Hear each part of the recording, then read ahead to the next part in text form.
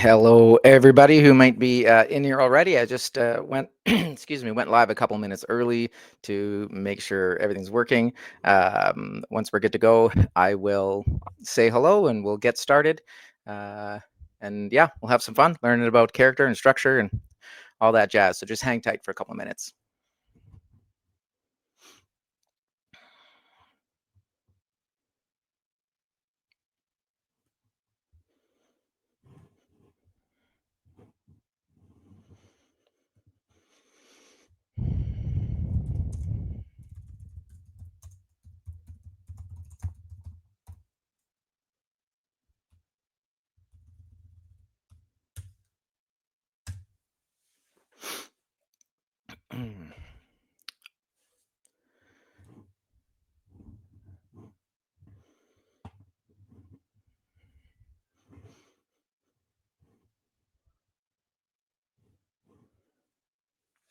Just for those who are in here waiting, if someone could help me out, if you see the private chat box, can someone just enter in a hello or I hear you or something like that so I can see if that's working?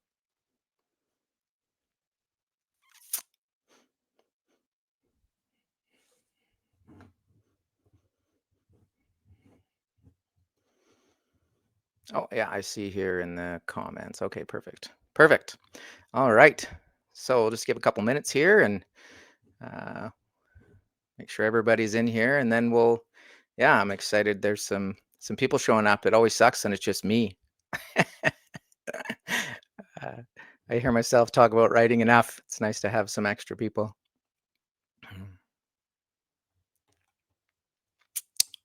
Hello, hello, hello, everybody. Oh, hello from Canada. Hello, Arlene. That's great. Krista, Rosie, Maxwell, Terrence, Gary. Man, I feel like I'm on a telethon or something, and I'm just listing off all the people who made their donations or something. uh, right on. We're gonna have fun today. Oh, hello, Shannon. I see Shannon's here. Those of you who have listened to our podcast, Shannon Scruggs, I see that she's here. She was one of our guests talking about her movie, and it's just wrapping up in post, and super excited for her. Hello from Yosemite. Good, good, good. You made it here, Justin. Okay, well, it's 11 o'clock, or sorry, it's 10 o'clock PST here now, and so we're going to get going. So, just a couple of things, some housekeeping stuff off the start. I'm Scott Parisien, one of the team here at Script Reader Pro. I have been full-time writing for full-time writer for about a dozen years now here, different levels, different things. Everything that I share, I just always tell people off the start. I don't believe what I'm saying is gospel. It's not the end all and be all. Everyone has a different kind of skill, and I guess do a good job of explaining things in ways that maybe other people haven't before, make them easier to understand and comprehend. So, but everything that I talk about comes from reading over 10,000 screenplays in my life so far, and giving notes and coverage, and just what I've learned dealing with agents, managers, producers, teams, things like that, and all the other working writers and upcoming writers that I work with, just learning and passing everything on. So yeah, so that is me. If I say something here and you don't agree with it, that's fine. You don't have to agree with it. I'm just passing on the way I do things, the way I've seen things work, because I just want to help people, and that's what we're all about. Our tagline is crafting, helping writers craft wonder, and that's how we see it. Everyone who creates something brings something special to the world. So yeah, so the comments on the side here, if from here forward, hey, Gabriel from Montreal, have some poutine here while you're watching, or poutin, however you want to say it. I'm going to be watching the comments, but I'm here to kind of talk to you about all of the structural stuff and the character stuff that I want to pass on for you. So it's not like an interactive back and forth thing. I'm just going to be talking. I want you to, soak it in, take notes, all that kind of stuff. Do screenshots if you need to. I'll have some information up on the screen, so you can feel free to do screenshots and such. But if you have a question, because I'm going to have time at the end for questions to do with character, try and keep it, don't ask how do I get a manager. If you want other advice, listen to our podcast. If you haven't listened to it yet, you can find it on any podcast platform you listen to. Just search Script Reader Pro. We got about 26 episodes on there right now. It's me and my wife, Desiree. Desiree brings the fun factor. She is the full entertainment value. You will have a good time listening to her. She's one of a kind, and she keeps it light and fun and makes fun of me, which is everyone likes. So feel free to check that out if you haven't yet. Subscribe to it. We're going to be doing a lot of these webinars now because we just want to pass things on and help people out. So, but from now on, if in those comments, just because I won't have time to kind of scroll through and read, if you do have a question about character, either it's in your head already or something comes along the way, put it in there. And then in the last 10 minutes or so, I will scroll through and try and answer as many questions as I can. Okay. But try to keep them just specific questions so that it's easier for me to find and we can get to as many as possible and save time. All right. Okay. So just get a sip of water here. So one of my cups, it puts the lotion on its skin. Silence of the Lambs, one of my favorite movies of all time. It is the movie that made me want to write horror thriller screenplays. So I cherish it. I have a tattoo on my arm of the death head moth from the poster. So big fan. Big fan. I'm going to talk about it today too in our character work. All right. So getting started. This is what I believe is the easiest way to master and break down and just make it easy to structure a feature film screenplay. You can apply certain things to TV pilots as well, but I'm going to be speaking more on the actual structure of a feature film script. So the title of the webinar is Structuring Through Character, and I am a big believer that character is everything. Yes, you need a cool idea. Yes, you need to execute it well. You need an original voice and, on, and the plot needs to make sense. But if you don't have characters that are active eventually and making an impact and steering the story at a certain point, then it doesn't matter how great the plot is. Doesn't matter how unbelievable the dialogue is, right? If it is not grounded in character, then you will lose people, because what do we emotionally invest in a movie? The characters. We don't emotionally invest in the plot, right? We're waiting to see how these characters are going to react, how they're going to act. So if you can focus your viewpoint of your structure based on your character, number one, it stays organic, and I'll explain that. Number two, you can't get lost. You can't go wrong. You can't stray. Okay. There are so many, and I'm never going to say that any structure, format, or any kind of trick is wrong. Okay. I use them all in mine. I have, if you guys listen to the podcast on outlines, I had my outlining document there that I use, and basically my structure, my outline, it's a mixture of everything. It's got a little bit of so lead process, which I'm sharing with you today. The writer's journey, Hero with 1,000 Faces, Save the Cat, Writing with Emotional Impact, Robert McKee, Sid Field. It's a mixture of everything. But it all comes down to the core. And best book you can probably ever read is The Writer's Journey by Christopher Vogler. It reminds you that character is absolutely everything. Okay. So that is kind of where I come from. That is what I kind of lead with and what I like to be my focal point. So we're going to go into that. I'm going to walk you through it. Okay. So the first thing that we're going to talk about is lead. So what does that mean? It's loner, explorer, activist, death. Okay. So if you follow that simple process, like I said, you can't really go wrong because you're always going to be where you need to be. So you'll see that there's 4 pieces of that, right? Loner, explorer, activist, death. Basically, it's the 3-act structure with the second act broken in 2, right? So I just look at it as a 4-act screenplay structure, but it really is just the classic 3-act structure. It's just for ease of use, breaking it in to make sure the character actually has a journey and an arc that they go through. Okay. So we're talking about how to crack structure in an easy way without having to overthink it. So that's what this does, right? It focuses on the character's journey first, right? How they can make it, uh, how you can make it very easy by making it also hard on them, right? It allows you to stay on track and not get lost. And suddenly, I don't know, my second act is bloated and my character didn't become active and I don't know what's going on. If you do this, that will stay true. So what I say is it keeps your story as organic as possible. And what I mean by that is people are people and they will do what they do. Oh, I just see a typo there. Sorry, I will be convering. If Desiree is here, she would be making fun of me so bad right now, my wife Desiree. But yeah, it allows you, okay, so everyone's different. So you, me, my wife, my neighbor, whoever, when they go into a certain situation, based on who they are, every single person will act different.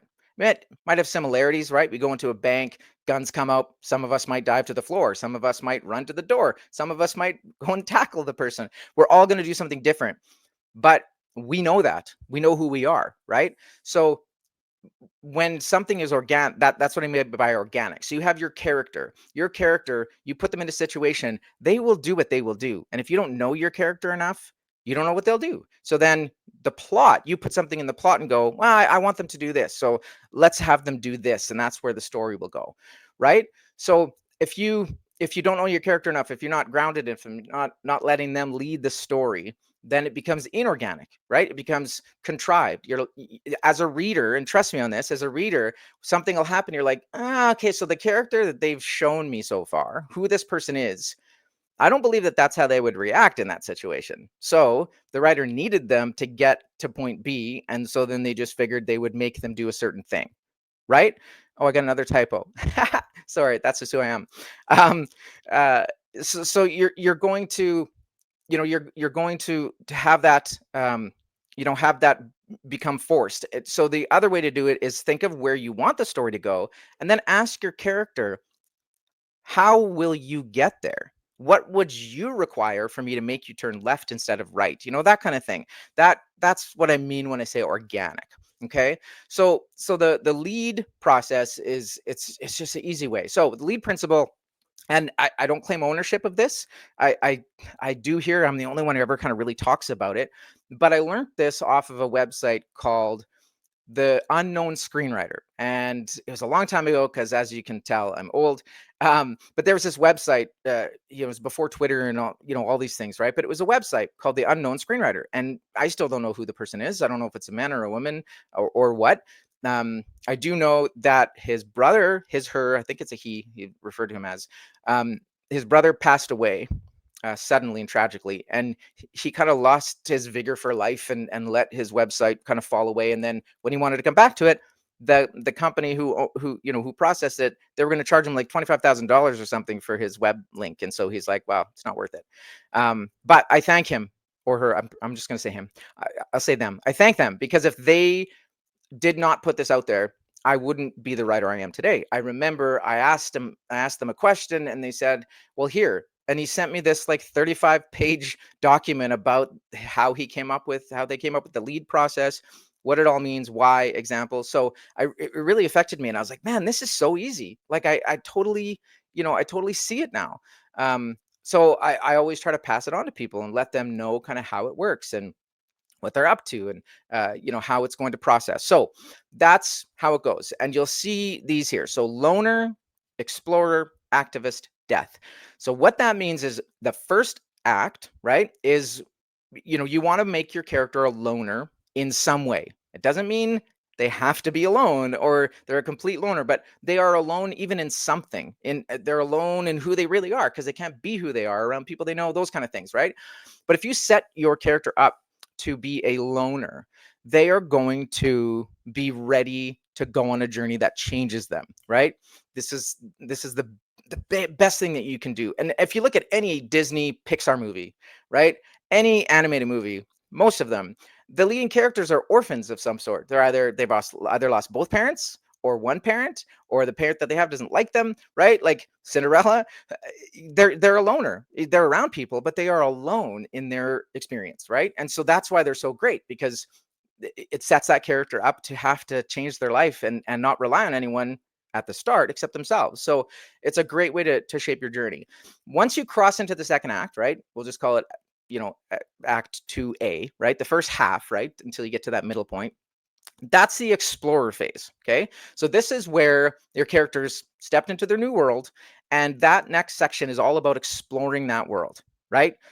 Meeting new people, picking up, tools and skills, learning information that they'll stick in their pocket so they can bring out later.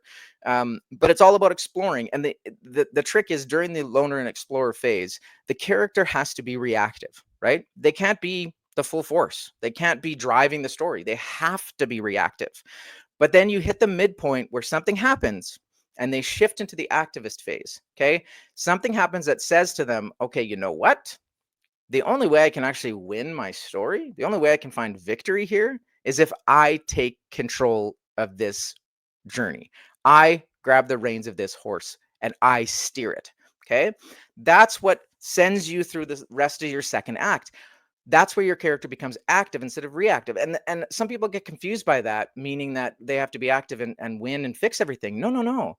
They still need to be punched in the face and tripped and hit with a baseball bat and thrown down 17 flights of stairs. You have to have them fail and fail, right? But with each failure, they learn something. With each obstacle, they grow. Even if it's about to break them, they realize they can't stay down. They have to get up. So having them be active is hugely important at that point. When I read a script, and the characters just constantly reacting to everything, I'm just like, I don't really care, right?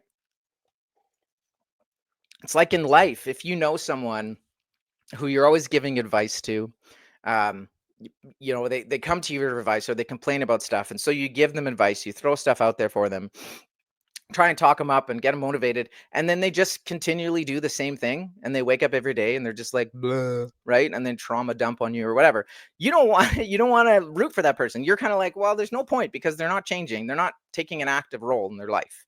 It's the same thing for characters. We've all watched movies where we're just like, okay, I don't really care if this person gets through anymore, because they don't deserve it. They do not deserve to win, right? So that's that activist phase. That's why you must have your character become active, right? That then pushes us into act 3, right? The final act of your script. And that is the death phase of the story. So death can mean many things. Doesn't just mean that someone dies, right? It means that somebody has gone through this journey and they now have to put death to something, right? Either they have to kill the bad guy, they have to, take down the woman who's controlling everything.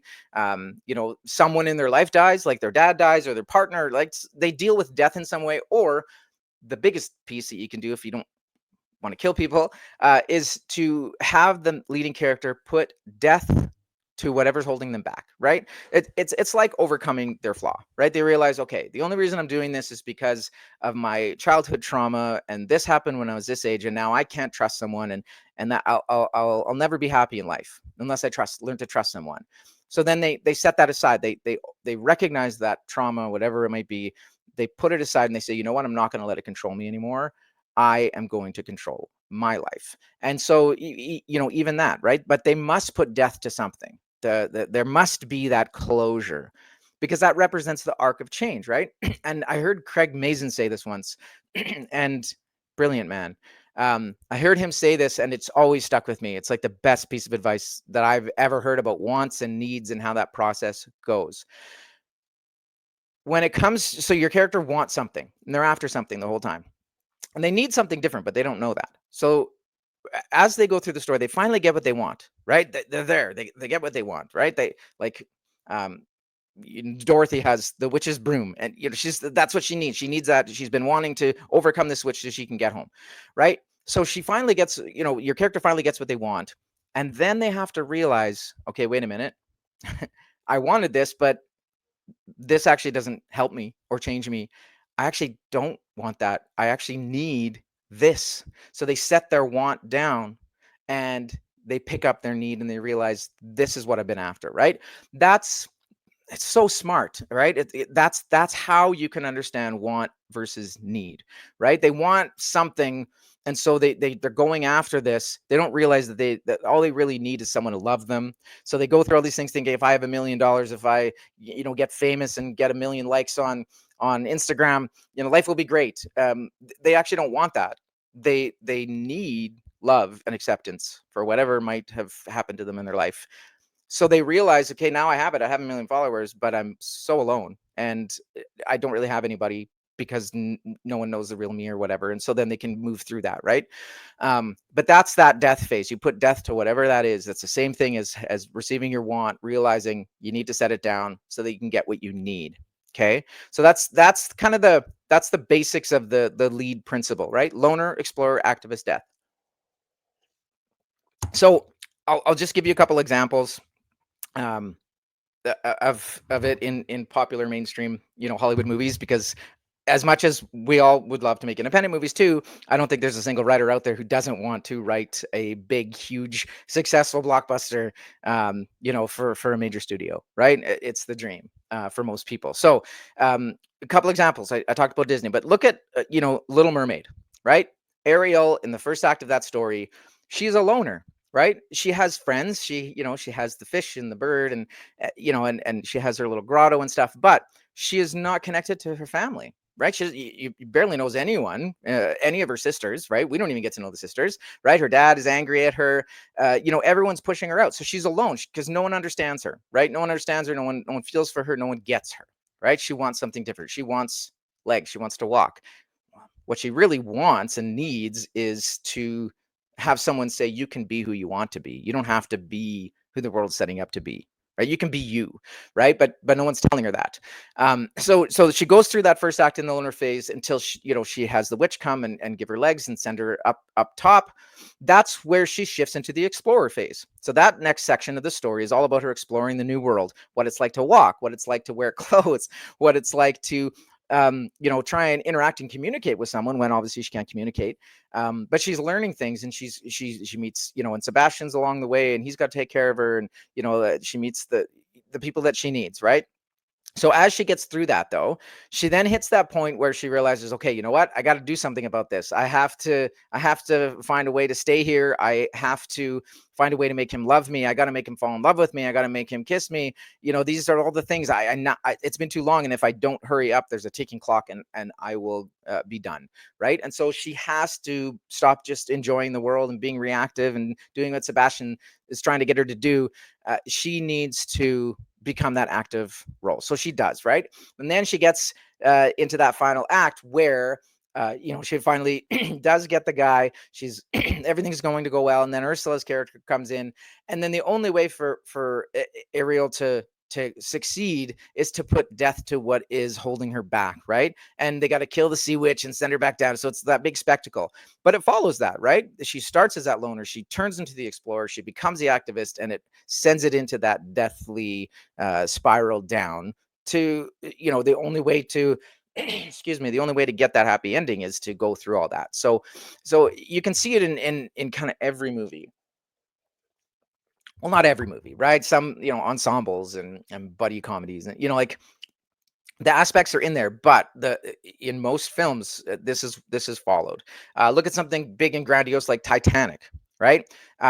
There's Rose and there's Jack, but it really is Rose's story in my view, right? Jack's the hero, and he comes and he helps her and he helps change her, and right, just he's kind of like that Mad Max role in Fury Road. He is the catalyst of the change, but he's not the main character, in my opinion.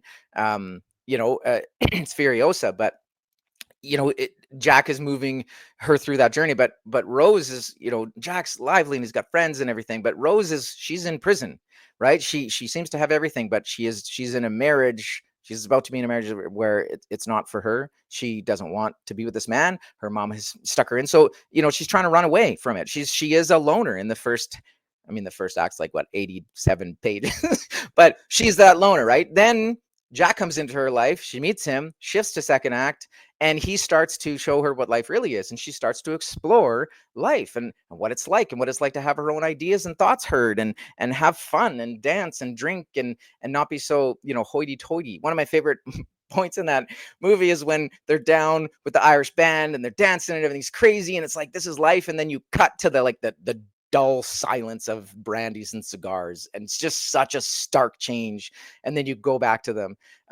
But she's exploring that life, and then obviously the iceberg comes, right? And now she has to become the activist. How do I get out of this? I've been with Jack, I'm falling in love with Jack, I need to go. I need to get out. And then the iceberg comes and they're running and they're getting away. And how do we stay together? And how do we do this? And Rose has to be the one to not let people push her around anymore, not let people steer her places. She needs to say, no, enough. I'm not getting on that boat with you. I am going to find Jack, right? And then obviously death, right? Jack, come back, right? A lot of, that's the phase. But she puts death to the old life, pretends she's dead, and goes on to live the life she wants, because she finally has learned that lesson, that that's all that's important. So it doesn't matter how big or how small, it's in there, in every movie, that you'll watch. Every great movie, it has that in there. Another example is Nobody. I don't know if anyone has seen Nobody. If you haven't, you must. It's with Bob Odenkirk. It's like a John Wick type of movie, but it's this former CIA guy, who's just living his regular life with his family, and he's kind of a pushover. And in that first act, he's definite loner. He's got people, he's got a family, but he's disconnected because he has secrets, and no one knows who he really is, and he can't be brave for his kids because he doesn't want them to know that he's done some things in his life that he's not proud of, those kind of things. So he is that loner, and then he gets on this bus and tries, saves this girl from these Russian thugs, and that sends him into that phase where, okay, you know what? I miss this, right? That's really what it's all about, is he misses this stuff. He doesn't like his dull life. So he starts to explore and think, okay, well, how do I change it? What do I do? How can I get, in secret, I need to find out who these bad guys are. How do I stop them? That kind of thing. Because then they start coming for him. And then he becomes active. He can't be the dull guy anymore. He can't just live the safe life. He has to strap on 1,000, weapons and go full tilt, right?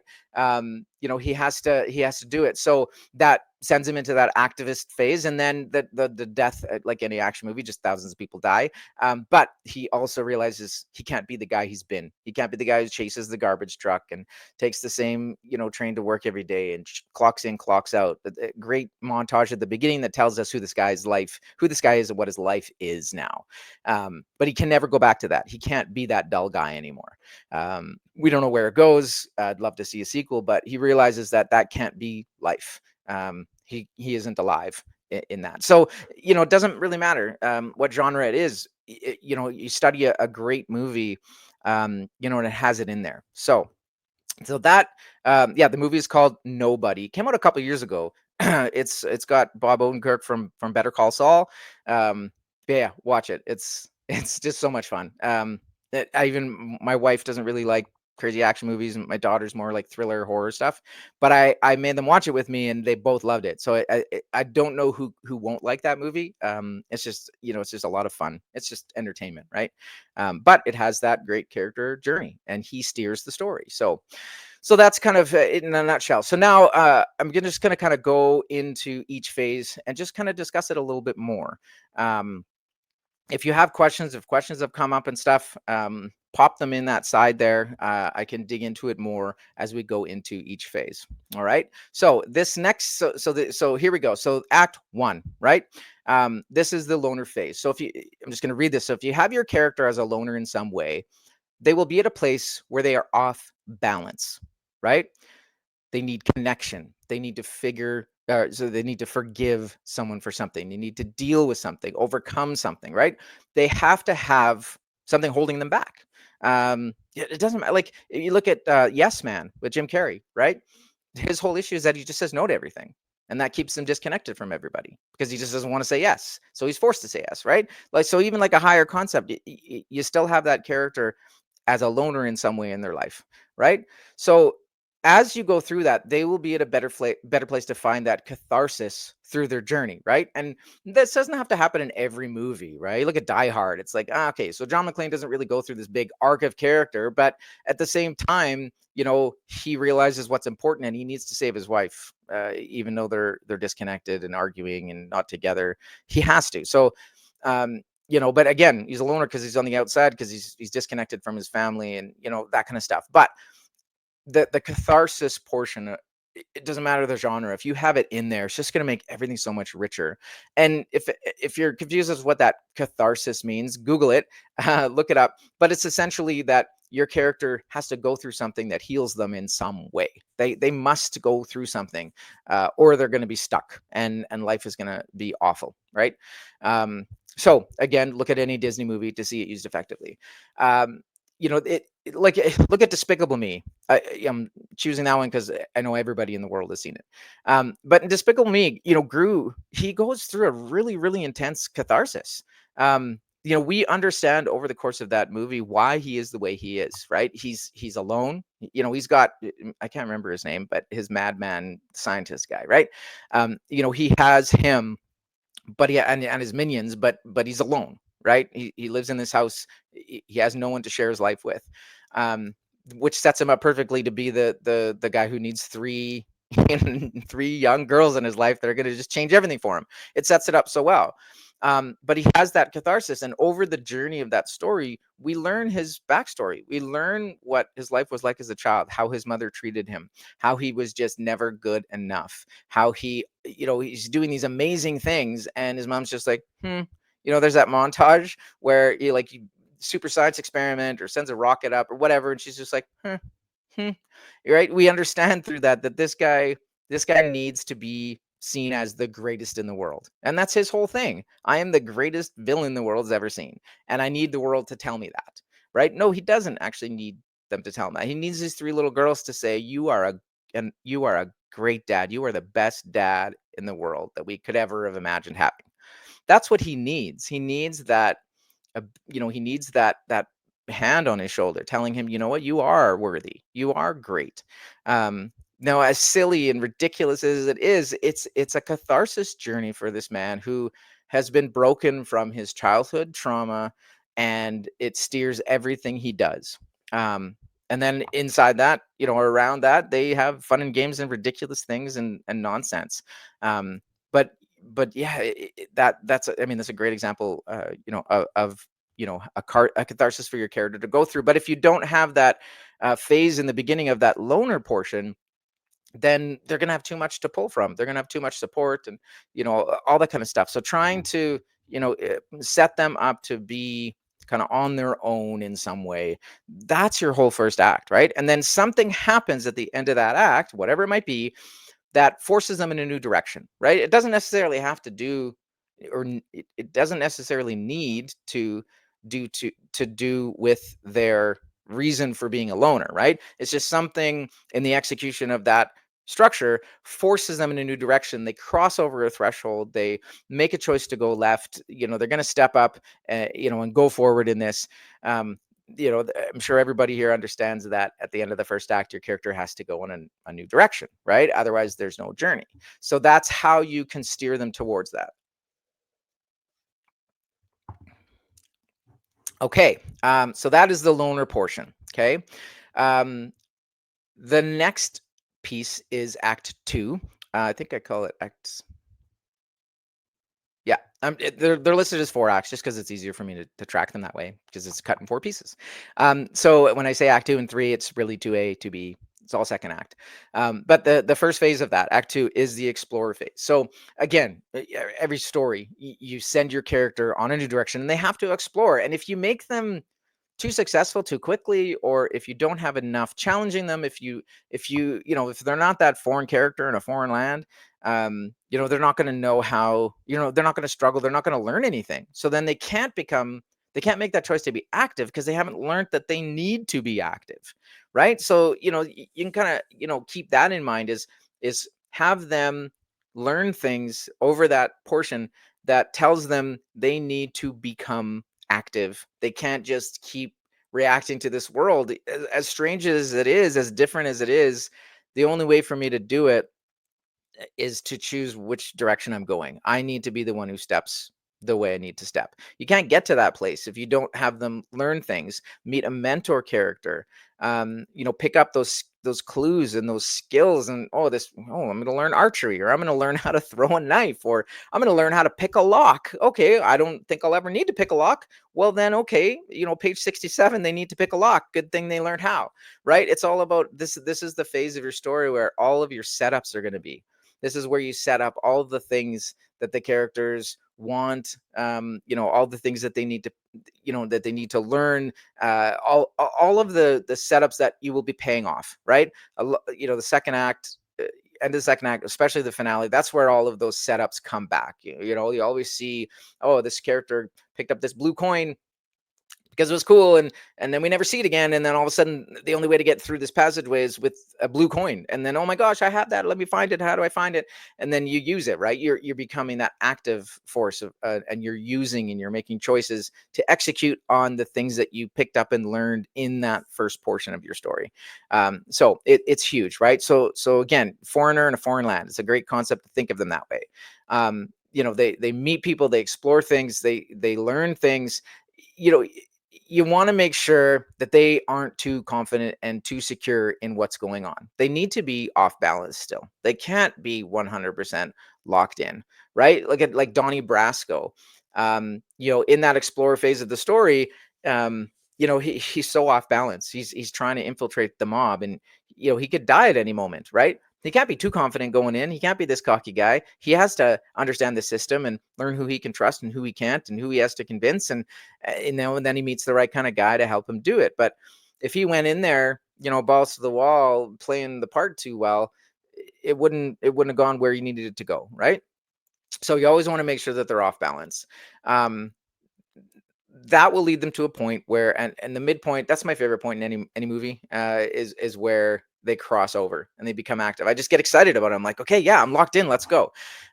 So that's what that phase of your story will be, right? Picking up those things, meeting the people that you need to, that kind of stuff. Okay, then at that midpoint, you cross over into the activist phase. Okay, so this is where they choose to drive the story. They can't just keep reacting. This is where all those payoffs come. Now, again, like I said, some people think they can just start winning, but they can't win yet, right? You will have them hit rock bottom. I call it that moment where they've been pushed down 17 flights of stairs. Not one, not two, not three, 17. They have to hit hard, right? That whole idea of put your hero in a tree and throw rocks at her, right? You want to keep pushing them until they fall to the brink that there's no way we expect them to get back up, right? But then they must get back up because they realize they have to. They need to. People are relying on them, or if they don't, they're back at that crappy desk job, or they will go to prison because they've broken out and they're trying to prove their innocence. Whatever it might be, they'll hit that. And to me, that's where you shift into the final act, that moment where they get back up. But through this role, you have to cause them to fail. There's a great movie, and I don't believe it ever got enough love, but it's called Out of Time, and it's from the 90s or early aughts, and it's with Denzel Washington, and he's this cop, and it's about corruption and framing him and stuff. But it is probably the best example of obstacle overcome, obstacle overcome, obstacle overcome that there is. This character, he hits an obstacle. It's hardcore. It's like, oh my gosh, and he climbs over the obstacle. We don't think he will, and he lands on his feet. And as soon as he does, there's another obstacle right there. This guy just does not get an opportunity to breathe. And each obstacle is bigger and insurmountable. And we're just like, I don't know how this guy can keep going, right? But he has to be tested until he's like, no, you know what? I can't. I got to keep going. I got to keep going. He's picking up the clues and he's figuring it out. But holy, watch that movie. It's a fantastic movie, great movie, but also just to study, to watch the pacing of the obstacles, how they put it all together, how they do it. It's just a great option. And so watching him move into his activist phase is so much fun to watch. And we think he's going to win. It's like, oh my gosh, this guy's amazing, because they can't stop him. But it also sets it up in a way that we're just like, okay, so, but I still don't think he can beat the villains. I don't think he has what it takes, even though he's made it over all these obstacles. So great example, to where your character should be active, but just not winning all the time. Okay. So they have to drive it. you want to root for them. That will keep them focused, right? Um, Others will start to react to them, right? That's the crazy thing is they, Rose and Titanic or whatever. She gets some pretty big confidence. She puts her mom in her place. She's like, no, you're going to react to the things I do. I'm tired of reacting to everything you do, right? It is that mode, that really does, kick that story in, to become that really exciting thing. So that's the third portion. Then we move into the final act. And this is where they hit that wall, right? This is where they go down those 17 flights of stairs. They can kill someone or almost kill someone. We think the guy's dead and he gets back up, and then we think if he killed him again, and then he gets back up, and that trope that's been done to death. To death. I didn't mean to say that, but it worked. So they have to overcome their flaw. They have, give your character a flaw. I had this great note in this from a writer in this script that I wrote. I thought it was ready to go, and people were telling me, yeah, that I didn't have any problems in it. And then this note came from Paul, his writing colleague of mine, and he said, okay, so I understand your character, but he should really have a flaw that's fatal. Like, he should have a fatal flaw, but he doesn't, and that flaw should become fatal based on the type of movie it was. And I was just like, holy light bulb moment. I was just like, yeah, you know what? It's a little too safe. He's hitting these obstacles, but they're not grinding him down enough. He does have to lose something that was needed in that script. So, you have to have them step up and overcome that flaw. If you haven't given your character a flaw, they got nowhere to go, right? They got nothing holding them back. Um, I have a huge flaw as a character. Um, and if you've never gone to therapy, go to therapy. You'll learn so much about yourself, and it'll so help you as a writer understanding human psychology. But I learned in my life, I never really recognized it, but I've always had this need for validation, right? That I needed people to pat me on the back. I needed people to tell me how good I was. I needed to share any little success so people could say, "Oh yes, right on, that's awesome." Until I realized that all had to do with my childhood and the way I was raised and things I'd gone through.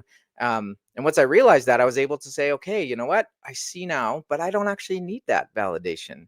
I have people in my life who love me, and my talent, is part of who I am. It's not just a win or a loss. But yeah, like it changes you when you overcome your flaw. That's the biggest thing in in the human condition, is overcoming the flaws that are holding you back. If you do, your life will be better. And so, but you can't grow and change if you don't have that struggle. So giving your character a flaw that causes them to struggle, understanding what that flaw is, and having them find a way to overcome it, that is a great final act piece, is watching them overcome that flaw, watching them trust someone if they've never been able to trust someone, or whatever it might be, right? um, that's a great way to push things into your final act. As a side note, for character, I always tell and I think Jen Grisanti, she's a um, television consultant for writing. I think she talks about, as their I can't remember the term, but she talks about a similar thing, right? But there's always a moment in our lives as youth or children where something happens that absolutely changes us. It makes us who we are. We have this conscious moment where we're like, I don't want to be that person, or I want to be that person, or I will never let that happen to anyone else, which has happened to me. There's something there, right? You need to have that in your character. And as much as you can write a 25-page biography and know every single thing about a character, doesn't really matter what their favorite color is or whether they like tuna or not. What happened to them that made them who they are? That can be tied up in the flaw as well, right? But it can also define how they make choices when they are confronted with something. Like I said off the start, all of us are wired a certain way, and we will react to something based on who we are. And knowing that moment, that event, that whatever it might be, that changed your character and made them the specific person they are, knowing that, man, that's the best thing you can do for yourself as a writer. Because in everything that character faces, everything that touches them, that reaction, whatever choice they make, will be tied to how that event shifted and shaped who they are as a person. um it's huge, and I know mine. And it's dictated my entire life. I was, when I was young, short story, but it was like 6 or 7 years old, and there was this kid in our neighborhood with Down syndrome, and everyone always made fun of him. And my brother and his friends were just the bullies. They were older and they were so mean, and after school they picked him up. We had walked through a apartment construction site on the way home, picked him up and threw him in one of those big construction dumpsters, and just left him there. And I saw them do it, and I tried to climb in and see if he was okay, and he was fine. And I was like, okay, so I can go get help, but how long will help take? This poor little kid. And I was like 6 or 7, but I knew that that wasn't right, right? Because I'd been picked on my life, and like I knew what it was like. And so what I did is I crawled into that big construction bin with him, and just sat with him as we started screaming for help, right? But I was like, I don't want this kid to be alone. And then after that, that just changed me. I thought, I never want to have someone feel that way. I don't want to be responsible for anyone ever seeing that and thinking I did that. And that made me see the world different. That made me see people with disabilities differently. I know for a fact, some people know, some people don't, but my wife Desiree, she has a disability. She has a form of muscular dystrophy, and so she's in a wheelchair. And I met her when she was in a wheelchair. And I think if I hadn't gone through what I did in that event, I probably wouldn't have seen her the way I saw her. I didn't even see her chair. I saw her. And that, I mean, that there's my life. My wife's everything, right? And so there's always that moment that makes your character who they are. So know that, okay? That's the biggest kernel I can give you. In that death phase, that's where they get their want, realize they don't want it, put it down, get their need, all those kind of things, overcome the antagonist, rise up, whatever it might be, right? that is that death phase. So all these crazy big things can happen, and they can be explosions and all this, but your character still has to put death to something that's holding them back. So when you think of death, don't think, oh, it has to be dying. No, it just means that it has to be an end of something important. So knowing those different phases and those different pieces, it can definitely help you stay on task, right? I just see a comment here, lead easy to remember. Yeah, I heard him, like, man, I can never forget that, right? It's just so simple. And if you frame out your story that way, um, it's impossible to go in a wrong direction, right? So that is the lead principle. In short, feel free to write it all down and use it. I don't take ownership of it. Like I said, it's just something I use, and I think it's so smart, and so I just pass it on to other people, so they can just help stay focused. Because, like I said, I've read and given notes in some manner on over 10,000 screenplays by now, and that's the biggest. I mean, whatever, read 1,000 scripts a year sometimes, and I mean, I remember most things. I have an eidetic memory. Anything I see, I remember. And so if a screenplay is written well and it makes me see it, I'll always remember it. But the ones that stand out to me, that never leave my brain, that make me think, that made me forget it was a script, but I thought I watched that movie, when I think about it, it's always character. It's always that the character went through a journey that touched me emotionally and will stay with me forever.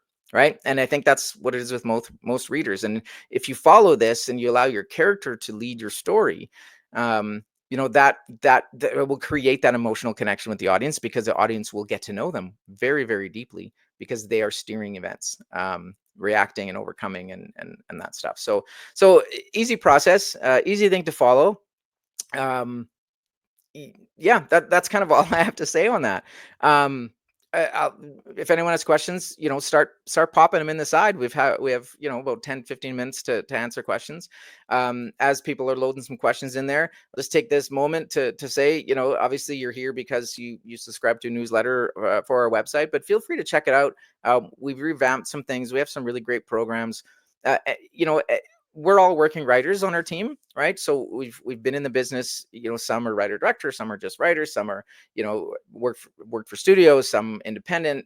I consider myself a journeyman screenwriter, meaning that I write anything and everything, small to big, whatever someone wants me to write, whatever I want to write, I'm doing it. And that's kind of how I built my career. But yeah, like we've got these webinars that we're doing. We've got our podcast. Watch for labs that we're doing. Um, basically where you sign up, and it'll be like a 6-week lab where 8 or 10 writers or whatever it might be, working one-on-one with myself, with some of our other people, reading your script, digging deep, kind of really growing. So watch for those. Mentorship, we do. I love doing mentorship. It's one of my favorite things to do. Just talking shop, breaking down pages, helping steer writers, helping them, grow in confidence. Everyone I work with, as well as the team, anyone they work with, we just watch these writers grow in confidence and get stronger. So it's hard to write in a bubble. I always wish I had a mentor growing up where I could ask things, because I started writing before the internet was even a thing, and so I had just like nobody, right? Nobody, no resources except for story and Sid Field's screenplay, to teach me. But yeah, look into our mentorship. It's a great tool. Really, really. Yeah, we watch people have these epiphanies and be like, oh my gosh, and we throw out suggestions and ideas, and what if we did this, and just challenge everything to make it as strong as possible before you send it out to try and get people's attention.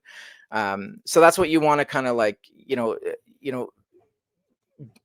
look for, right? And if you can find it, get yourself in a writers group, interact with other writers, read other writers screenplays. You will learn so much. I learn more from screenplays that aren't ready yet than perfect screenplays, that I use in my own writing and stuff. So yeah, check us out. Anything you could imagine, we've got it there. So we have a great team. There's not a single bad apple. I go to all of them for reads on my own stuff. I'm confident in them. So yeah.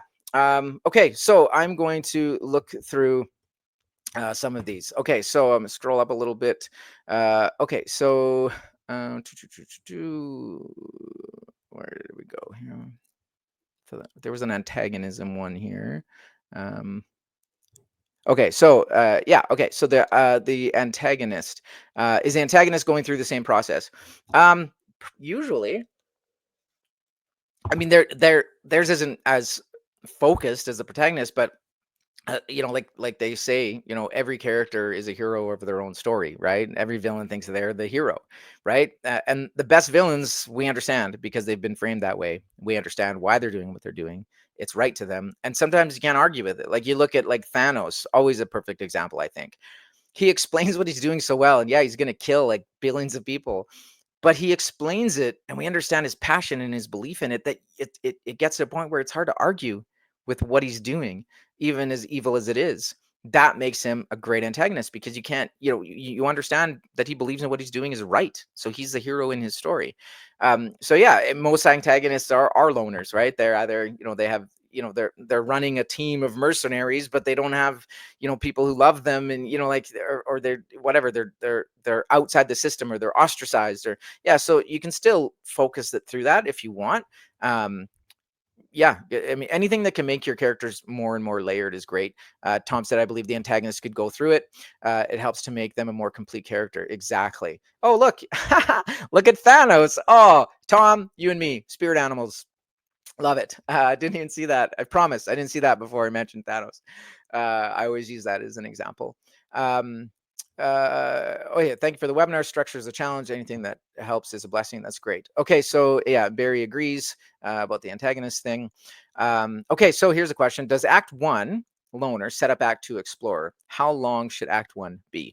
Okay, that's a great question, because yeah, a lot of people are so stuck on numbers, and I hate that. I mean, that's part of the problem, is that people, and different things have been said and learned of, oh, this must happen on page 25, and act midpoint must happen on page 55, and final act must move into on page 90. Like, it's all like, yeah, go ahead, right, and save the cat. It's very cookie cutter if you just take it at face value, right? Have these beats happen by these pages. Yeah, you'll put together a screenplay that has a certain sense of flow and a pace to it, right? But like, I mean, 10 years ago, 120 pages was the norm for screenplays. It should be 120 pages. Now no one wants to read a 120 page screenplay. They want to read a 90 to 100 page screenplay, because there's just so many out there, and it's just right. And we have no attention span now in our society. People want things fast and effective.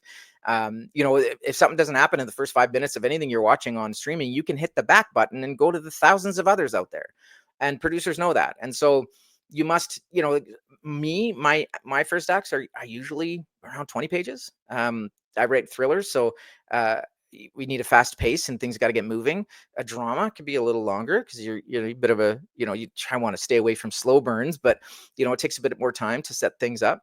Um, you know, it really doesn't it all depends on the story, right? When you feel your character has been shown enough and we understand them enough, and they understand why they need to make this choice, yeah, end it and move into that second act. No one's going to be like, oh, I'm going to give this note, no, I'm passing on the screenplay because the first act turning point was on page 21. No, great screenplays, when they're written, you don't even, as a reader, you don't even realize what page you're on. That's when you know it's a great screenplay, because you're not looking at the page numbers. So but yeah, I think that the loner act sets up, right? Your first act must set up that shift in direction for act two. It has to. Otherwise there's nothing built for that character to move from, right? So so definitely act one, you have to set up everything you need to send them on their journey, right? That's the, yeah. And someone asked earlier, is Christopher Vogler still around? Yes, he is. I'm gonna actually try and get him on the podcast because I think he's absolutely brilliant. So um perfect. Gabrielle, you're welcome. Rosie, you're welcome. What was the name of the Denzel movie reference? It's called Out of Time. It takes place down in Louisiana. Dean Cain is in it when he was at the height of his popularity. But yeah, Out of Time. Fantastic movie. Oh, look, Gabrielle answered. There you go. Yeah, you're welcome. You're welcome. Make perfect sense. Perfect. My message went to CA Logan's post. I'm not sure. Sorry, I'm not a tech guy. Okay, so can you put Act 3 mid back on screen? Yes, I can. There you go. Act 3. There you go. That is it. Perfect. And so, okay, got that. Okay, so thank you, Scott. Very incredible webinar. Oh, thank you. Plus podcast. Glad you like them. Okay, so thank you, thank you, thank you, thank you. You're all welcome. Loved your story about your flaw. Oh, thank you very much. Are the labs free? Not usually. A lab is more like a deep one-on-one work, so there's going to be a cost to it to cover the whoever's running it, to cover their time, because they're going to be reading scripts and they're going to be offering feedback and running sessions and that kind of thing. And then teaching whatever you're going to be going over. I'll be doing a lab on what we're talking about today down the line here. You know, getting deep into character and helping you kind of grow it through your script. So you can watch for that. This is an act of kindness. Oh, thank you. Should a mystery be plot or character driven? That's a great question, Jamal. It's going to be a little bit of both, right? Like in that kind of story, in a mystery, in a suspense, like Knives Out, you know, those kind of things, there's going to be an ever-winding plot, right? You're going to know what's going to happen in the end. You have to hit certain beats. There's a formula, and I don't like to use that word. Like, don't make things formulaic, but there is a formula to every genre. Whatever genre you're writing in, know your genre. They're all different. They all have different expectations. But a mystery and suspense needs a certain pace, needs clues to be revealed, needs all those things. But without the characters, they're nothing, right? You have to love the characters. You have to understand the leading character. You have to know, you know, the best thing that you can ask is the best thing that you can do when you're writing your plot. Once you discover your character, always think, what is the worst possible thing that could happen to this character? And then make it happen to them. And then through that journey, they will get to a place in the end where they stop and go, okay, you know what? I thought this was the worst thing that could happen to me, but actually the best thing that happened to me, because look at me now. Look at who I am now. Look at how I've changed or what I've achieved, right? So it's the same thing with a plot. When you're thinking of, oh, I'm going to have this cool idea and I'm going to have this happen, think, who should that happen to? Who's the worst possible person for that to happen to, right? It all comes down to character. You need to know your plot, right? And your plot driven, character driven is almost like a way to explain a genre. Oh, that's just a character driven movie because the plot's pretty simple. Well, the plot, I mean, an action movie could be character driven because the characters drive it, right? But you know, people watch it for the exciting concept and idea, but you want to tie them together. Don't let the plot choose what your character does, though. That's the big thing. Make sure that if you need your character to end up in jail, think, oh, how would this person end up in jail? right? Not just, okay, arrest them, send them to jail. Make it personal to them. That's what's engaging. That's what makes it different. That's what AI can't do, right? That's what only we can do as writers, is we know our characters enough that we understand what they would choose in a certain situation. And if you don't know them deep enough and they're not driving things in some way, then you can't come up with that. I hope that makes sense. I hope that answers your question. Um, Shannon, mentorship is worth the investment in yourself. Yeah, Shannon, I did 2 full mentorships with. Now we're colleagues, and I'm watching her make movies. It's pretty wild. It's fun for me. I love mentorship. Love talking writing. Okay, so my thoughts on Honora winning Best Picture, though critics thought differently. Yeah, I heard this interesting article. I mean, every movie, like you look at the Michelle Yeoh one, everything, everywhere, all at once. I think it's called. It won Best Picture, and I watched it. And I thought it was fun. I had a blast. I thought it was entertaining. But my wife was like, "What the hell was that? Like, I don't get it." And yeah, odd choice for Best Picture. Maybe Honora. Maybe compared to some of the other bigger kind of movies. I don't really. I used to love the Oscars. It used to be a dream to win an Oscar, but like I read an article the other day how Honora, through all the press tours and all this kind of stuff, they talked about how the whole movie is pretty much improvised, right? They had different scenes. They knew what they were going to do in different moments, but it won Best Screenplay, but it wasn't written, as a screenplay to turn into a movie. It was written as the movie was made, and the movie is the screenplay. So it's just, yeah, like it's hard. I don't really. I mean, I've never listened to critics. I'll watch everything. Some movies that people tell me are awful, I love them. So I don't put a lot of stock in what critics or what awards say. Um, I'm a positive moviegoer. I just love to see them, and I'll find something good in even the worst ones. Like my daughter makes me watch the worst shark movies in the world, but there's always something fun and entertaining in them. So there's always something worth seeing. But yeah, when it comes to, I mean, it's so subjective. Everyone, like all of us, all 80 of us here, we could watch a movie, and every one of us is going to view it differently. We're going to think of it differently. Some will love it, some will hate it, some whatever, right? So it's all subjective. So just enjoy what you enjoy. Um, Try and get a couple more here. So I'm having trouble with the part of my story after the midpoint and keeping my protagonist active. My antagonist is the more active one. How would I go about fixing this? Yeah, just I mean, that's tough, right? And yeah, you want to keep tripping your character up. And like I said, I think if you just look at it as, don't make them win, like they still need to be losing, right? And they still need to be tripped up and beaten by the antagonist, but don't let them stop. Make them keep getting up, keep moving forward. That's active enough, I think. The antagonist is always going to be active because their goal is to stop the hero, so they're never going to stop stopping the hero or heroine, right? But if you have them making sure that, your protagonist making sure that they are always getting back up, that they are not letting them beat them, to me, that's active, right? If they just roll over and like, oh, I can't do it anymore, and can you do it for me? Or right, like, no one cares. As long as they keep getting up. Look at The Hobbit, not the movies, but the book. Another great example of a masterclass in obstacles. As soon as he overcomes that obstacle, he's fighting to get up the next one. He's never given a chance to stop. And as it looks reactive, a lot of it, but then you realize, wait a minute, no, he's actually keeping going, right? That's being active, right? It's all of us chasing the writing dream, right? We may not be as active as possible, but we're still creating, and we're still trying to get it out there, and we're still trying to navigate the stupid, crazy industry. But yeah, I hope that answers your question. Just keep them moving forward, keep them trying. Um, okay, so first time here. That's good. This is my first webinar. First time using this program. I think it actually worked pretty well. Desiree helped me do some testing and stuff. Awesome. I'm glad you like it. Listen to the podcast.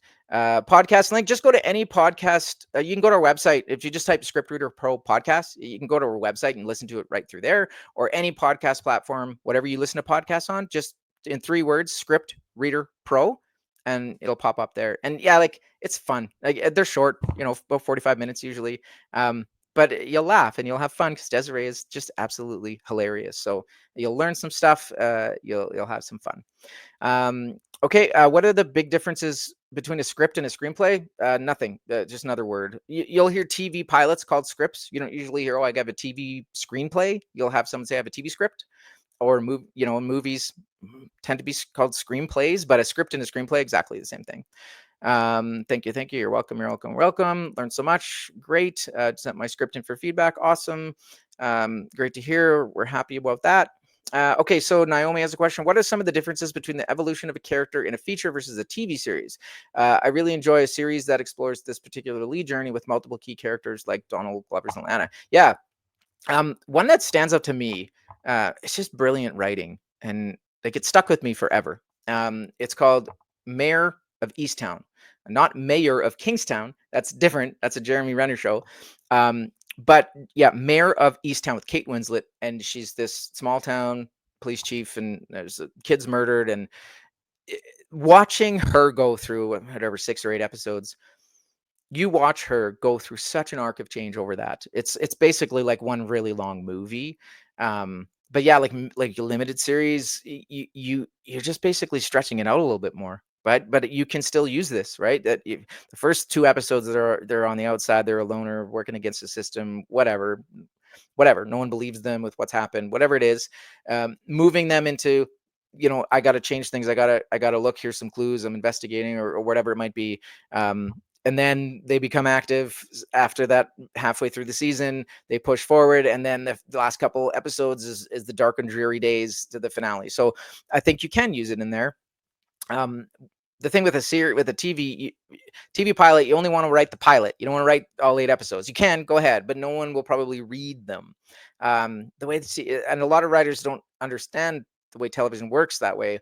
But if you write an amazing pilot and someone wants to get involved, the only way that pilot becomes real and can turn into anything is if a showrunner is attached that any kind of streamer or network trusts. And so when a showrunner comes on, they build your team. You may be in a room, you may not even be on the show. They run everything, and they, as a team, with the team, will decide where that TV show goes. Unless you're like an A-list writer and whatever, they're paying you millions of dollars to write the whole thing. But as someone trying to break into the TV industry, if they decide that, oh yeah, on page 47 of the pilot, we're going to go this way, and then it might erase every other thing you ever thought it would be, and you wasted your time on all those things, all those episodes. So write the pilot, write the Bible, so you can talk to someone and show someone where you think it goes. But yeah, I think you can follow it for sure. The first episode is just all about setting everything up. Tom says the Meg, the original one, so goofy but good. Yeah, shark movies are fun. We watched this one called Santa Jaws the other day, and I thought it was going to be like really bad, but it actually was really good. It was actually really well done, entertaining. There was odd things in there where you're just like, okay, that makes no sense, but it was fun. There's always something fun. Is there any way to rewatch this? I don't think so. This is the first one, and I'll see if I can upload it. And if we can share it on our stuff. But just watch for that to see if it gets on there. Yeah, don't forget Sharknado. That's the best one.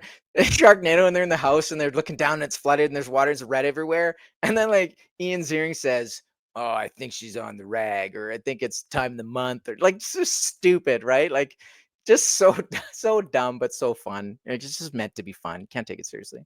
Um, okay. Agree with wife. Didn't enjoy the movie. I don't remember which one that was. Oh, maybe the Everything Everywhere. Lead is an excellent structure guy. Thanks. We post this masterclass to rewatch. Yeah, I'll try and post this here. Ruth from Ozark. Oh my gosh, I am in love with Ruth from Ozark. She's the greatest character I've ever seen. I have her Funko Pop here. Where is she? Yeah, she's over there. That moment in the finale when she screams like I get chills every single time. Amazing character, amazing, like so layered and damaged and awful, awful issues in her life. Okay, scripted podcast is one great episode about the best way to start a script. Oh yeah, the first pages one. Oh, that was fun. I really enjoyed that one. That podcast episode. Is showing the race of a character in a script a common practice today? What a great question. Yeah, it used to be. I never understood why. I mean, obviously, it's the society we're in and the factors. But in any screenplay, you introduce a character, you don't say the race unless they're not white, right? You'll see that. It's like, oh, Barry, blah, blah, blah, blah. And then it'd be like Joe, black. It's like, oh, okay. Or this person is Mexican, or like, but if they don't have a gender, they're just white. It just always found that so strange. Um, but me personally, I always say the race of my character. I had a manager used to have once said, don't say this guy's a Native American. You know, it's going to screw up possible casting options. I'm like, that's the stupidest thing I've ever heard someone say to me about a note, because someone's ethnicity and where they are in the world and race and culture defines who they are. That character I wrote reacted to everything and had a different viewpoint because of who he was as a person, as a Native American in the Appalachian Mountain area, working with a bunch of white men. That defined the character. So yeah, I think, I mean, I always say it like, depending on your race as a person and who you are, where you live, what you've been through in your life, your socioeconomic structure, everything in your life you've gone through, whether you're adopted or with your parents or in the foster system or whatever it might be, you've lost a sibling and they were killed in a race war, like whatever it is, that defines you. And that person's going to have a completely different life experience and viewpoint than the next person. So yeah, I believe every character, you should tell us what the race is. If they want to change it down the line, they're producing it. Oh, we want to change this, or we want to change this character to a woman, not a man. Whatever they're going to, but you need to make us see the people and understand them. So yeah, I think it's definitely impressive, definitely important. Um, so showrunners don't really run the show, but a team does. Nice insight.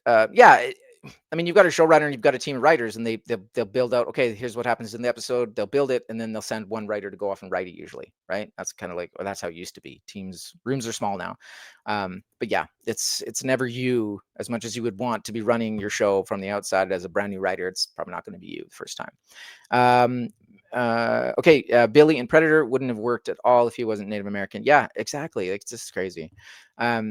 And then Carlos, I believe you got to put on the script every single detail that from your writer's perspective matters. Simple as that. Yeah, you need to. Be careful you don't give us too much, but yeah, you have to have the details, right? I always think of it like, even like, okay, so if someone has a neck tattoo, right? Tattoo, full neck tattoo. I have no problem with them. If you want a tattoo, get a tattoo. But it's a very, very specific kind of person who has a neck tattoo, right? Not, oh, that's a person's a criminal. That's not what I mean. But that takes a lot of confidence and a lot of, like, grit to put a tattoo or on your face, right? That's a very specific thing. So that matters. If someone has like a bar ring in their nose, that's such a specific choice rather than just a nose ring. So it's like that's what makes people different. That's what makes people unique. And that's what you should have in your screenplay. Give us people we haven't seen before in ways we haven't seen them before. Definitely, definitely. Okay, last couple here. How important is it to fully know your protagonist? Is kind of touched that on earlier. I don't think you need to know everything about them, but you definitely need to know who they are so they become real to you. Know their struggles, know their problems, but know where they've come from. Why do they struggle? Why is this person an alcoholic? It's not because they like drinking. It's because they're using alcohol to mask whatever addiction they have outside of that. Whether they have an addiction to love and no one loves them, so they're numbing their pain, like whatever it is, right? Like, know why your characters are doing certain things. Why did someone become a lawyer? Why did someone never get a job and just works at the 7-Eleven? Why? Right? You should know these things about your people. Yeah, definitely can't say that enough. And 90% of it probably will never end up in the script, but it will make your character richer because you know it, and then their choices will go in ways that make sense because you know them and you show us who they are, and then we know them and we move through with them. So yeah, character, so important to know them. Okay, last one, is we're a little over time here. From Andrea: is the realization considered the climax, or is it the showdown, or both? Yeah, so I mean, the terms realization, showdown, climax, all that kind of stuff, these are all just different kind of words and stuff to define how we see certain things. But I mean, the climax to me, that's the moment, that's the whole reason for telling the story, right? That's the reason. Jack Jack getting off of that door, no matter the argument of, oh, there was room and blah, blah. Jack getting off that door, Rose opening her eyes and seeing that Jack is dead and Jack saved her life, that's the whole reason for that movie. If he doesn't do that, she does not get on that next boat. She does not start a new life. She does not become a pilot and ride horses and live an amazing life and have children and grandchildren. That doesn't happen, right? That doesn't. So that to me is the climax. That moment she lets Jack go. That's a climax because now that's the reason we're here, right? So realization, the showdown, the rock bottom moment, the dark night of the soul, blah blah blah, whatever it is, it just gets you to that place. So the climax is just I think of it that way. The reason for the story. If we don't get that climax, we are not fulfilled. There's no point to telling the story, right? You're building us towards something. So make sure you give it to us. The showdown, the whatever, the Mexican standoff, whatever it is, that moment that defines why we watched the whole thing in the first place. So I hope that answers that. Awesome. Well, that is everything. I appreciate everyone stopping by. Watch for the next ones in the newsletter. Listen to our podcast. If you have any questions, you can always reach out to me at scott@scriptreaderpro.com. I have an outline document that is my basically what I use to outline any story I'm going to write that breaks it all through in 5-page increments of this lead process. Feel free to email me if you want it. I'll send it over to you. It's just a template. Scott@scriptreaderpro.com. And take care. Keep writing. And yeah, watch for the next one. You guys enjoy your weekend. Thanks again for showing up. Bye-bye.